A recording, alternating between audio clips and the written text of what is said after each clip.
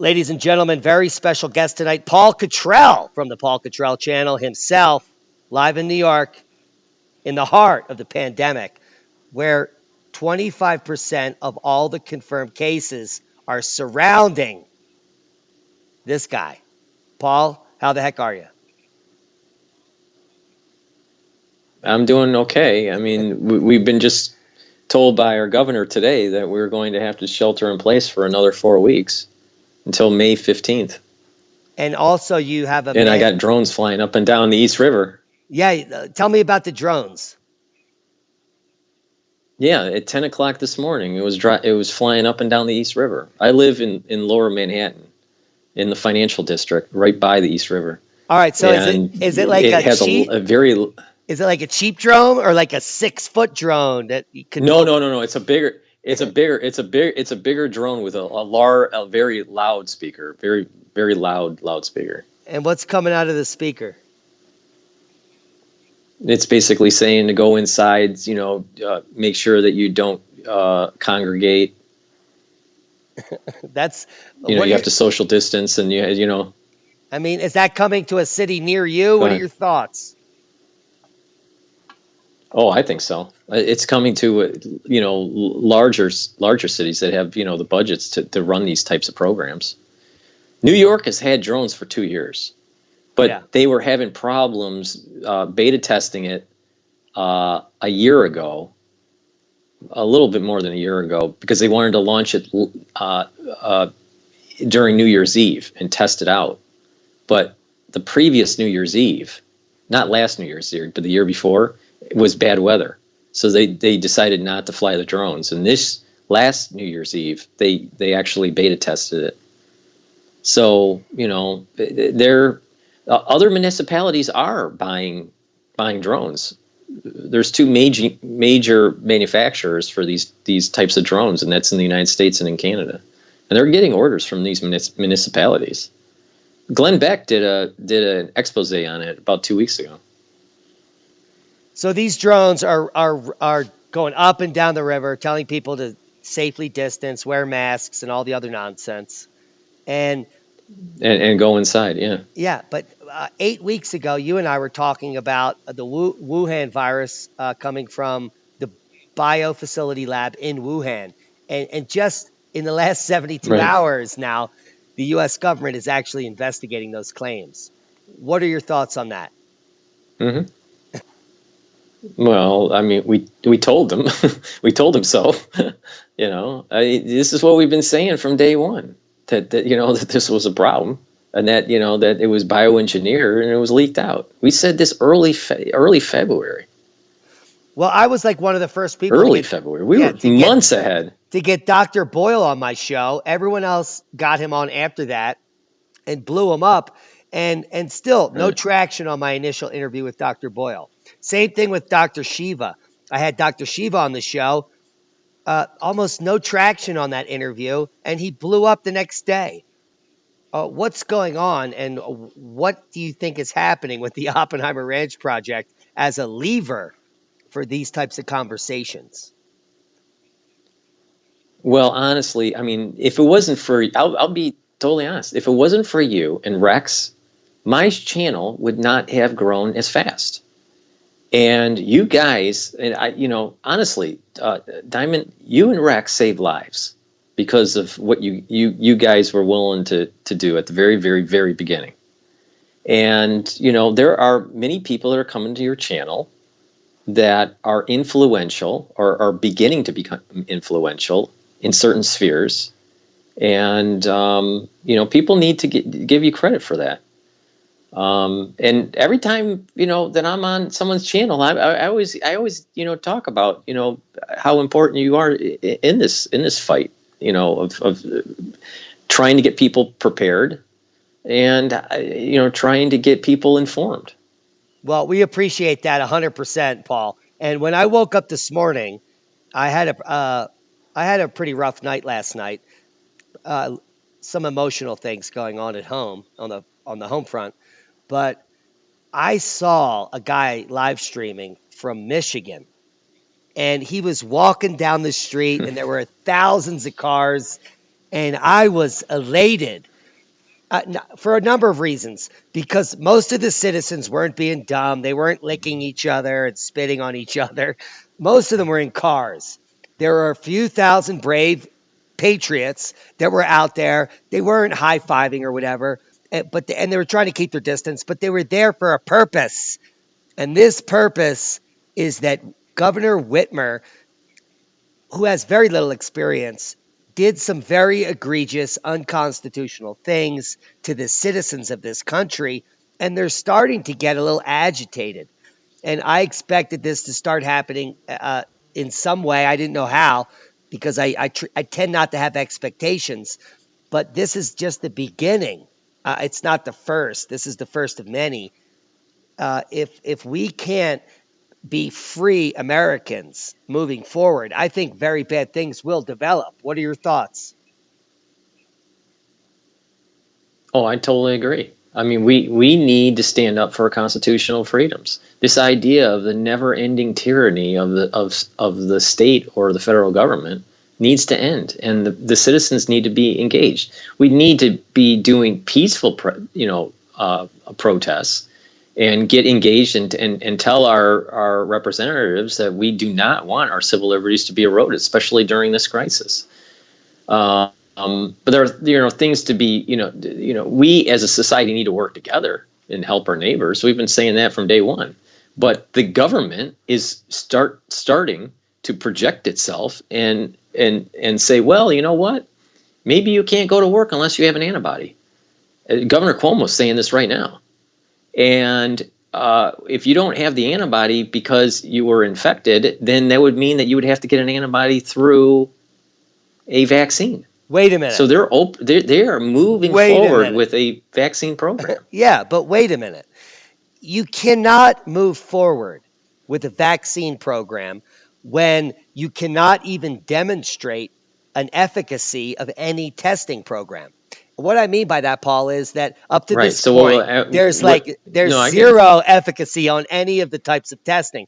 And the numbers coming out are showing that there's less than 50% accuracy on any of the confirmed cases as far as testing. And even antibody tests that come out, we haven't developed enough information on the actual virus itself to determine how to make a smart enough antibody tests.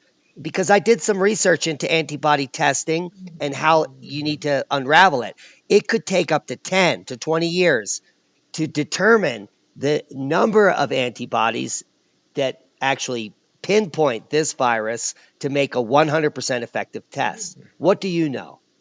I totally agree. No, I totally agree with you. They don't know what the what the concentrational levels need to be in the bloodstream to actually be effective. And it would take years. But what's probably going to happen is, because our politicians are stupid and they're pushing an agenda, what I think is they're going to say is that we're going to test for an antibody. All right. They really don't know what they're truly testing for. And whoever meets that threshold, whoever meets that threshold will get a certificate to work. The ones that don't get the certificate, because there's not going to be a vaccine available in the near term, they will probably have to be on antiviral medication as a prophylactic before they go to work. So it is a boom for the pharmaceutical industry. It's like the Hunger Games. Until a vaccine is available. Well, I didn't watch the Hunger Games. Well, like, you make something up and then you make a fake test, and it doesn't matter as long as 50% of the population get a positive, then you're now controlling half the population. But at the same time, you have a secondary protocol for the other half of the population, and in the end, you control the whole population. Yep. Yep. You got it. You got it. It's you got it's it. The Hunger and I Games. got my senator, my governor is stating this in public, and he's stated this 3 times in a row now. Now we're talking activism now, so let me talk about what happened at whitehouse.gov. Change.org, a friend of mine sent a petition over to shut down Bill Gates and the ID 2020 agenda. It was a simple petition that said Bill Gates and the ID 2020 agenda should be looked into, should be vetted, there should be definitely accounting, and it should be looked into as it's with the constitutional implications of mandated vaccine for ID 2020, because it would be an unconstitutional group just to begin with. Within 8 hours, it was so well worded. This petition got over 100,000 SIGs, in which case it goes directly over to whitehouse.gov where they have to review it. Right at the threshold, it was removed. And in the same day, we learned that Bill Gates had funded change.org, that he actually donates more than 25% of the operating budget. So that's what you get. You get what you get. If you are funding. So what I'm getting at here is that what our civil liberties are being so eroded that public access petition sites that are supposed to be directly linked to the White House are now being infiltrated by the funders, the money funders, the MFers. Bill Gates himself probably pushed the squash on the button. Same thing happens in crony capitalism at every level. Monsanto, Dow Pharmaceutical, and on and on. So it's not new, but it seems to be right out in the open, and people can pick up on it. And a lot of people in my social media have picked up on it. So as we move forward, this is only going to get worse, because what happened today in Michigan, against the actions of Whitmer, this is going to happen in other states, and it's going to happen in the next week or two as they roll this out.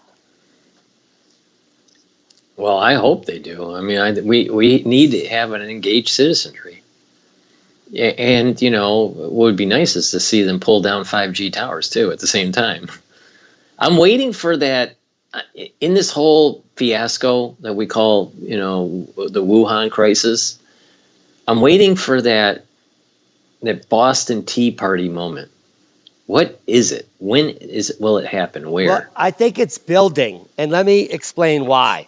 Because now the mainstream media is picking up on the 6-day delay that China actually held information. The World Health Organization was complicit because they were also confiding in China and claiming to America that the information was correct. So the mainstream is now telling the world that China, communist China, the government, not the people, the government, withheld information from the rest of the world. We could have actually had a better grip on this pandemic earlier than what we're sitting with now. It might have even been able to be stopped before it bled into Europe, etc. But we just missed it by like 20 days or more. And so I think once this bleeds into the mainstream, if they allow it, people will be upset. Now, this could be a tool of the globalists, Paul. They could be using this to start World War III, because it would be easy in a week or two to get the sentiment of over half the population of the world to say we need to bomb China. I mean, I can totally. I definitely see. I see that, but I see this this conflict that you're talking about. Not this year. I think that we're talking about maybe a year after, when Trump wins. I think Trump will win, but when Trump wins, a year after his second term. I think they need to prepare the Navy more to be able to do a conflict with China. But it wouldn't surprise me if the United States makes a move in the Pacific Ocean. So, and it would be based on like building sentiment that was created in the mainstream, that was fed to the public to get them, on the side of war, which would be unprecedented. Right. If you've been watching, it's very hard. It's been very hard to get the public involved in wanting to go to war any time in the last few decades. Well, we almost quashed the Syrian conflict through activism alone, and I had something to do with that. Remember when that happened and we were about to go to war with Syria, and everyone came out and they said, okay, no war with Syria. Right. Well, if you listen to the mainstream media, the last time I saw such a coordination about the CCP, you know, in the news right now, the last time I saw this type of coordination with the Middle East was when we were starting to ramp up our operations against Iraq, and everyone was singing the same tune for Bush Jr. Everyone had access to the Pentagon. Everyone was, had special graphics about type of weapon systems and stuff. So anyone that's in graphic design, they wouldn't have been able to, draw up all that those graphics back then that quick. So it was all pre-developed. I think that we're moving towards. I think the Pentagon is having a footing that's moving towards a conflict with the CCP, but I'm not against that. I think the CCP needs to fall. We can't lose. I mean, I take the perspective that the United States can't lose hegemonic power in the Pacific Ocean. That's my take. Well, that's a big word. So them taking down the CCP is fine with me. It's the only big word I know. I have but a it just picture of but me and you. So so yeah, you're right.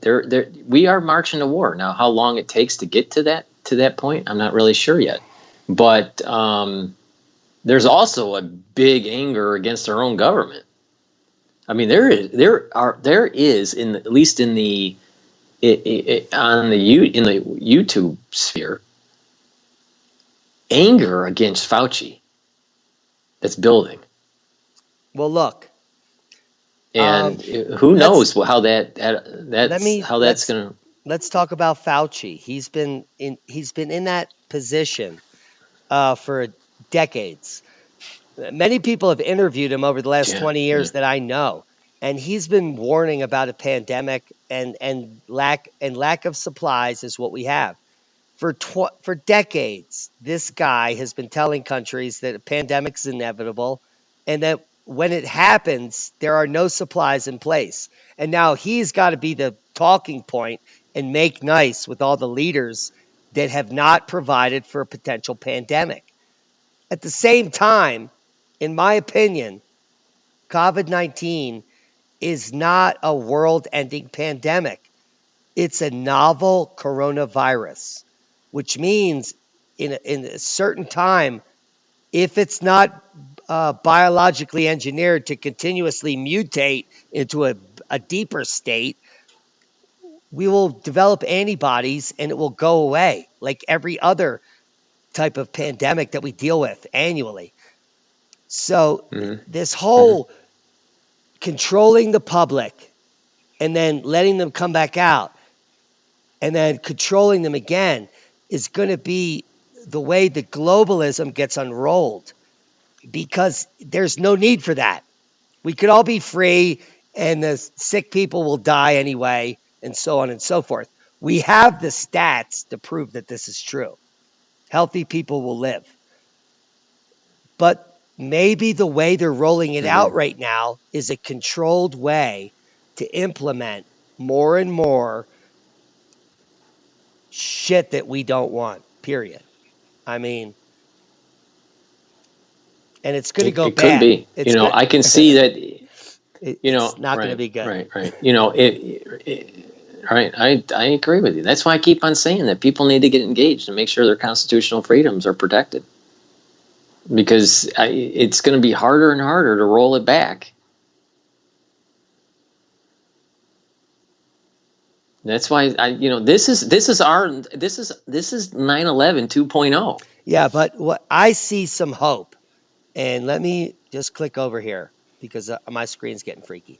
I see some hope in this, Paul, and let me explain what my thinking is. And I think I talked to you a little earlier about this, but let's just start with Ivermectin. Okay? Let me go back here. So in this article that I talked about in one of my updates, I think a day ago, COVID-19 had us all fooled And I even shared video of an emergency room doctor that's working with the sickest patients on ventilators. And he was saying a lot of these patients were actually killing because they don't need ventilators, they need hyperbaric chambers. Because let's say 50% of the people that they're intubating are actually their lungs are being damaged by the intubation, because what they actually need is just more oxygen in their blood, and they don't need more pressure in their lungs. So there's some misinformation. But you assured me that the medical community is getting this information on a regular basis, and they're changing their protocols. Can you speak to that? Hmm.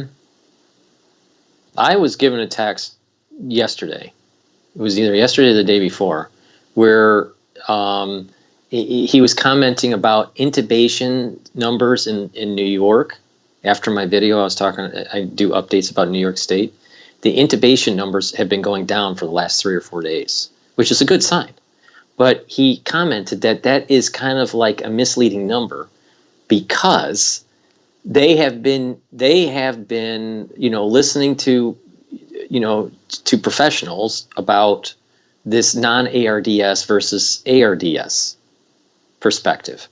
And what they have been doing is not intubating a lot of these patients. So they are putting them in 2 different categories. They're putting them into, ARDS categories and non-ARDS categories. And there's research that's being published now that's talking about infection through the CD147 receptor. And those receptors are on T cells and red blood cells.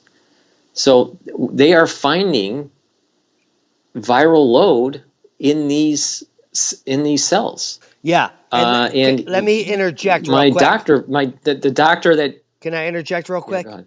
Yeah, I was told that early chloroquine, if you do an early chloroquine protocol prior to intubation, in the 50% of patients that this hemo problem where the oxygen is deficient, the reason the chloroquine is effective is because it does exactly that. It protects the oxygen in the heme in the blood that is being depleted through the malaria, because it's a malaria drug. So what it's actually doing is it's preventing the need for intubation if you get it into bloodstream early, so that the heme can hold the oxygen, prevent the hypoxia. So the chloroquine, if it's administered early enough, can prevent the hypoxia that makes the doctors have to intubate you, in which case may probably kill you. So that's what I've heard. What do you exactly? think? And this is part of the reason. Right. No, you're right. You're absolutely right. In most cases, but because some cases have severe side effects with this hydroxychloroquine, with the Z-Pak, and even with zinc. Some people are stacking it with zinc. That with comorbidities, it's hard to manage the side effects. So not everybody can be on the hydroxychloroquine, for one, and sometimes the patient is presented too late to have the hydroxychloroquine.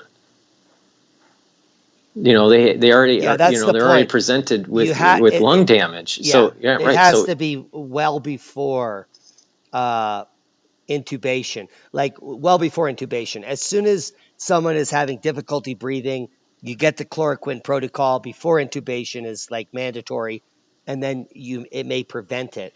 But I want to get to another drug which comes from Japanese soil, Ivermectin. We talked about this earlier, and I think this might be the key. And what I'm saying is the key is I guarantee vaccine is not the key. And why I mean that is because in the hundreds of years we've been developing vaccines, the flu vaccine is a perfect example of a failure. We now make vaccines that are filled with other anticoagulants and preservatives like mercury and thimerosal, that are actually detrimental to the patient. They cause autism and other side effects that make vaccines like not an option for someone that doesn't want an invasive procedure done to them. But ivermectin happens to come from soil, so it's non-invasive, it's natural, it comes from the earth, and which is why it's not widely available through pharmaceuticals, because most companies can't patent it, they can't make money off of it, etc. So what are your thoughts on ivermectin as a procedure moving forward? I think it's a great idea with it being a known antiviral. I think it's and I learned this from you, honestly. I mean, I've had people, mention on the channel for about a week or so, and I just haven't had the time to really investigate it. But anything that nature has developed to fight that micro environment that it was growing in is a good source than using these synthetic drugs that are being made. Well, I think it's a great idea. Yeah, and I think this is a great flexure point to leave the podcast, because there are two schools of thought, Paul. There's the naturopathic school that I come from, and the reason that I extracted myself from a major city, because for several reasons. The first reason was I knew it was a food desert. I tried to do my part. The last 3 years I was there, I was teaching people how to grow organic food on vacant lots.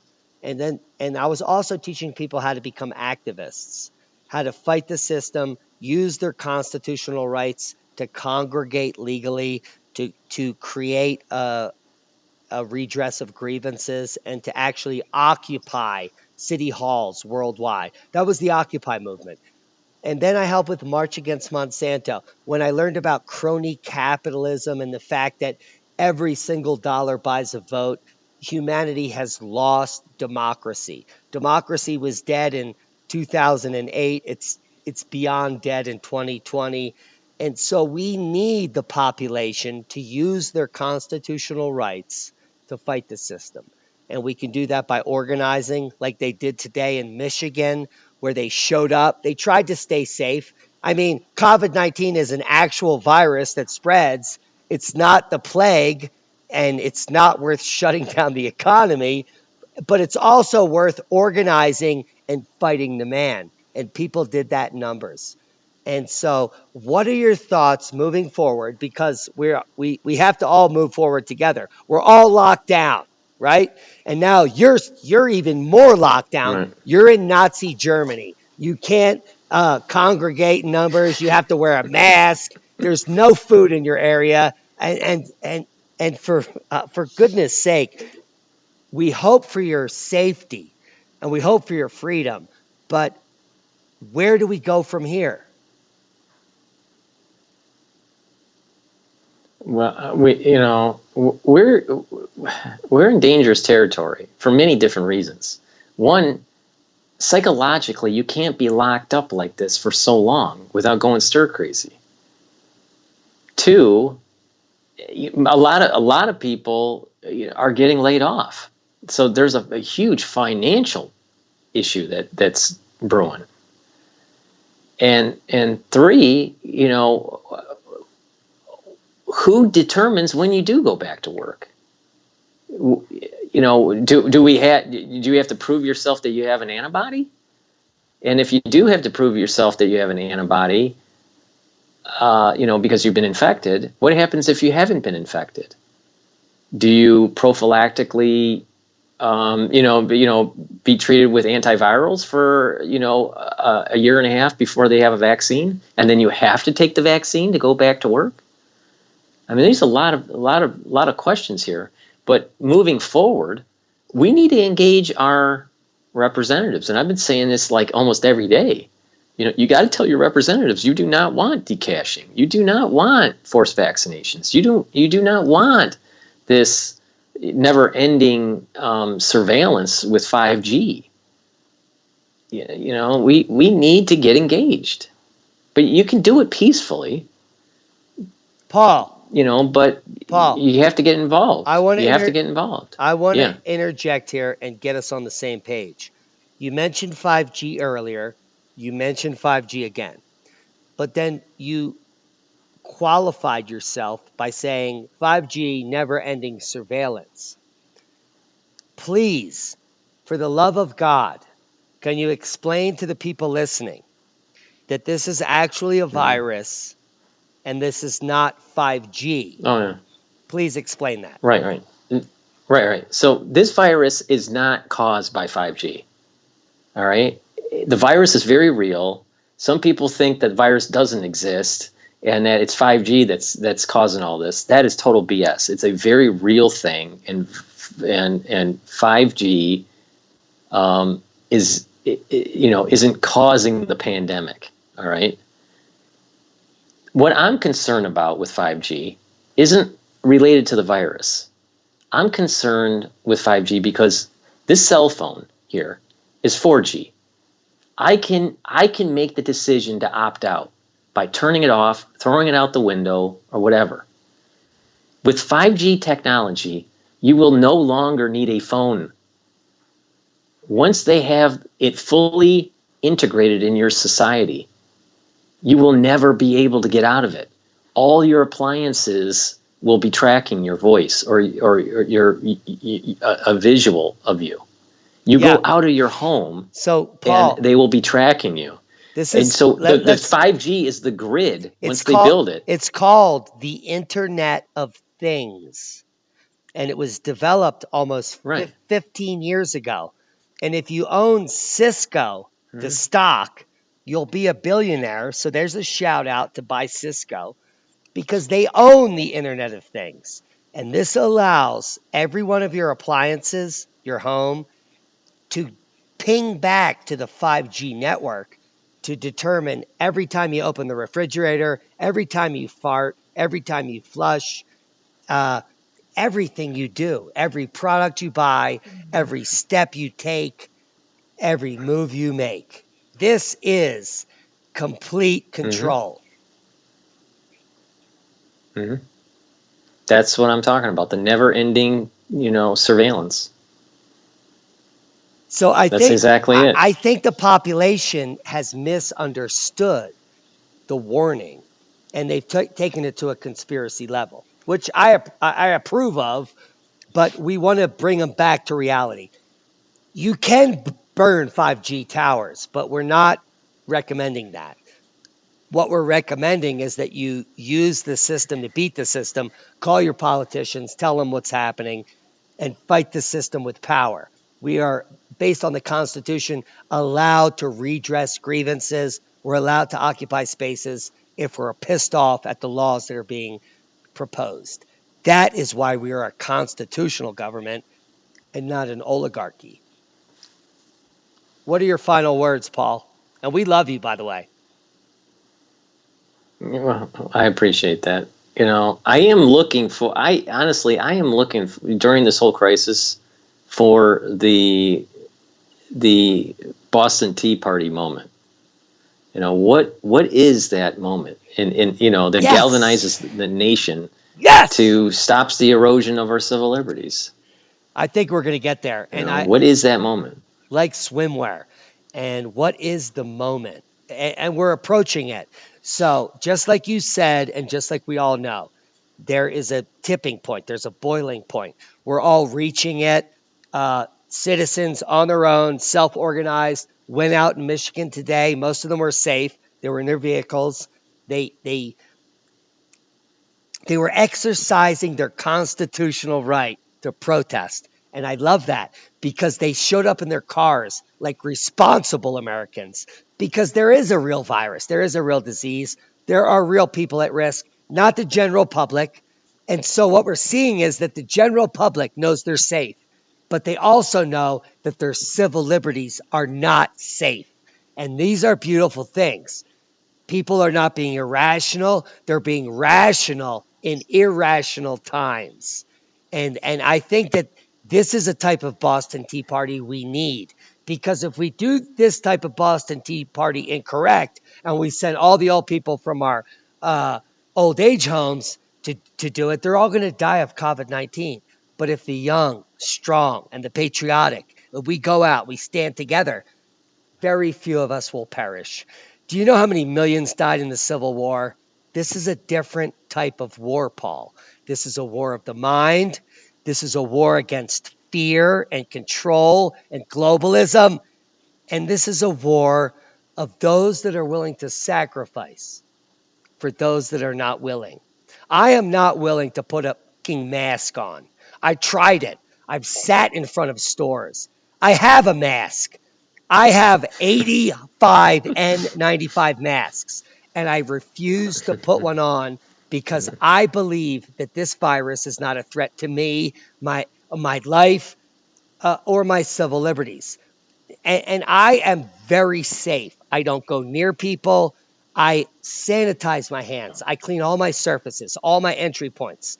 Not because I think that it's important and this disease is deadly, because I don't want to give it to anyone else while I move around safely in my world as a free human.